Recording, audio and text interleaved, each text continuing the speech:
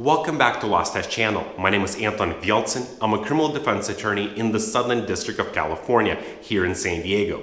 In this case, we're going to discuss the Second Amendment, your right to possess firearms, mental illness, and finally, the Fifth Amendment, which says that a criminal defendant will be tried only on the charges brought by the grand jury in the indictment and nothing more.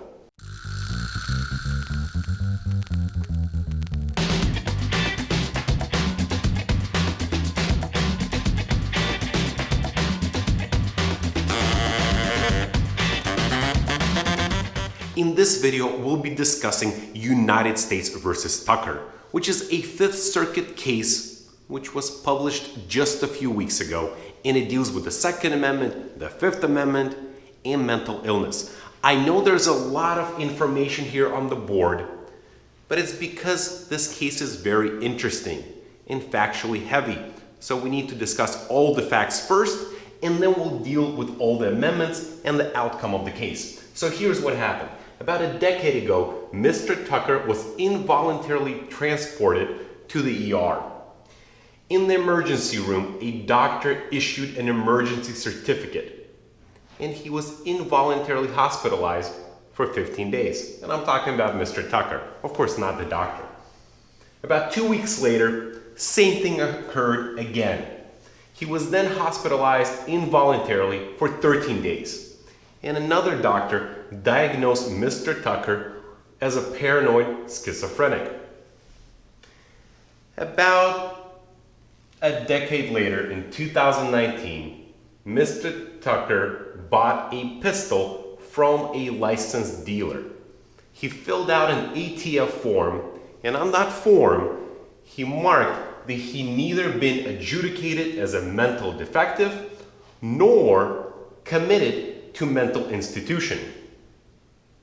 Now, shortly after he purchased that firearm, somebody identified Mr. Tucker in an active shooter investigation. The ATF came out, the FBI came out, and Mr. Tucker was interrogated. He was interrogated for several hours, but nothing came out of it. Then in 2020, Mr. Tucker tried again to buy another firearm.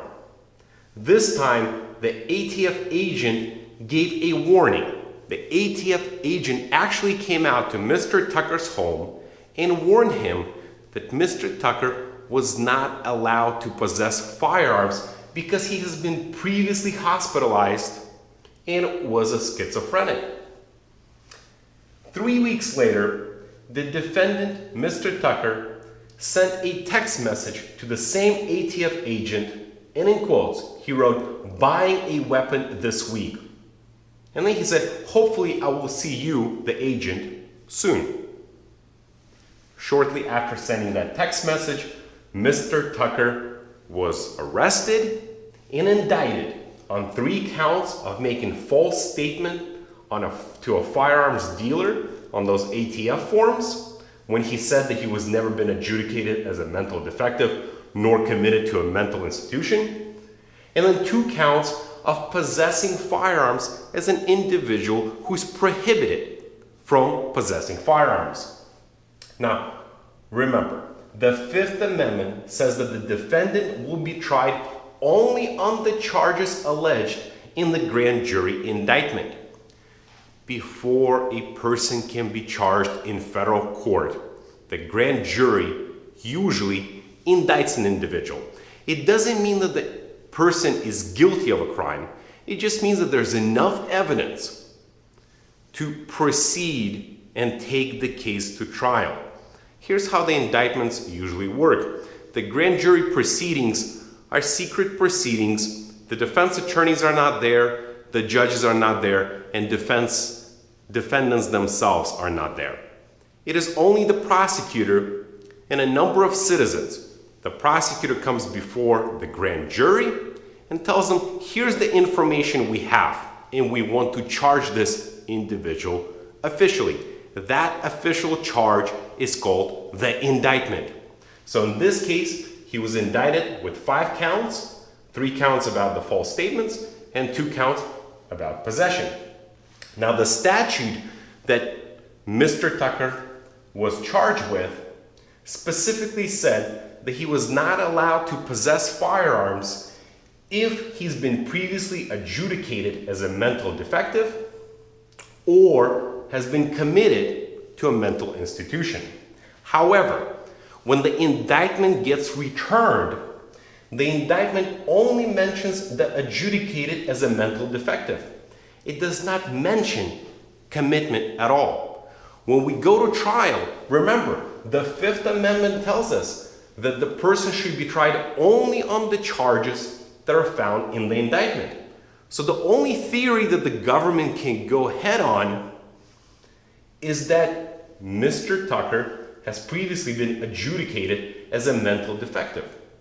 They cannot talk to the jury at the trial about commitment, because that's not the theory that was written in the indictment. The only people that can change the indictment are the grand jurors themselves. We cannot amend, even constructively, by giving the instructions to the jury, that indictment.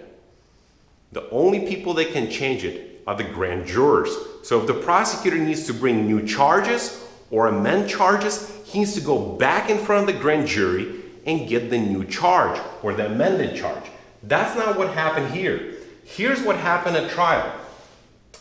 The opening statements given by the counsel talked about involuntary commitment, which is something that Mr. Tucker is not charged with. The second issue is that the jury received evidence about commitment. They talked about Mr. Tucker going to the ER and being held involuntarily for those 15 and 13 days in the hospital. And then jury was also informed that the ATF agents believe that the defendant could not possess firearms because he has stayed in the hospital for lengthy periods of time. So those are your three big issues. It sounds like the prosecution is going under the theory of commitment, but that's not what the charge is. The court then prohibited the defendant, Mr. Tucker, from quibbling over adjudication or commitment. So he wasn't allowed to make that distinction. Instead, the judge explained to the jury that those two things were the same, even though they were not. And finally, the jury, when they go into the deliberation, they can ask the court to clarify in the jury instructions whether they're understanding those instructions correctly. So in this case, the jury asked the judge to clarify whether there's a difference between adjudication or commitment. Instead, the judge refused to clarify. So in this situation, at trial, Mr. Tucker was found guilty of possessing firearms under the theory of commitment, even though he was not charged with that crime in the indictment. And then we're gonna have to move on. Even with this issue, moving on, let's talk about adjudication itself. Was there enough evidence to find him guilty of what the indictment said, meaning adjudication as to mental defective? Well, adjudication, says the Fifth Circuit, is a question of law, not fact. So that information should not be going in front of the jury. Remember, facts are decided by the jury, but law is decided by the judge. So really, when it comes to adjudication, that question should have been brought ahead of trial to the judge, and the judge would have made that decision. But the next step is adjudication itself. When we're talking about adjudication, under the Black's dictionary, the definition of adjudication means that there has been a judicial process. There is nothing in the evidence here that suggests that he has been adjudicated. There's nothing in the evidence here that Mr. Tucker has been in front of the judge, has been found mental defective. That is not here in the evidence. The only thing that happened to Mr. Tucker is that he has been previously held at the hospital against his will. So to finish off this case, I think it is important for me to read the final paragraph that the Fifth Circuit writes. Almost a century and a half has passed since the Supreme Court first announced that charges may not be broadened by the amendment except by the grand jury itself. But this constitutional guarantee rings hollow, whereas here, a district court simultaneously enlarges the grounds on which the jury could find the defendant guilty, while truncating the defendant's ability to navigate the new, unindicted battlefield. Even worse, this venture creates the added risk that the defendant conviction rests on divergent theories of liability, undermining the centuries-long demand for jurors' anonymity. The district court's error struck below the fairness, integrity, and public reputation of Tucker's proceedings. This requires correction. So how do we correct this issue? So, in other words, the problem that we have here is that Mr. Tucker was found guilty on a crime that he was not indicted on. But the court goes on. The Fifth Circuit says that remanding this case back to the trial court would not make any sense, because after all, there is no evidence to suggest that he has been adjudicated as a mental defective, meaning that it would not make any sense to send this case back to trial when we know already that the trial court, the jurors, would not be able to find him guilty of the crime that he's been indicted on. Hopefully you now understand a little bit more about the Fifth Amendment and how people should be charged in the federal court. If you enjoyed this video, please click like, subscribe, hit that bell notification button, so next time I post, you'll be first to know. And if you'd like, leave some comments about the Second Amendment, about your Fifth Amendment rights as you're being charged, and of course how those interact. Thanks for watching.